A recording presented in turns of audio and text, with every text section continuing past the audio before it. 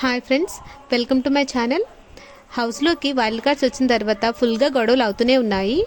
And అన్ని గొడవల్లో almost Madhuri గారు ఉన్నారు. ప్రోమో వన్లో చూపించినట్లు మాధురి గారికి అండ్ దివ్యకి ఫుడ్ క్వాంటిటీ గురించి గొడవ అవుతుంది. అది ఆల్రెడీ మనం ప్రీవియస్ వీడియోలో డిస్కస్ చేసుకున్నాం. తర్వాత మాధురి గారికి అండ్ సంజన గారికి స్టిక్కర్స్ దొంగతనం చేశారని చెప్పి ఒక గొడవ అవుతుంది.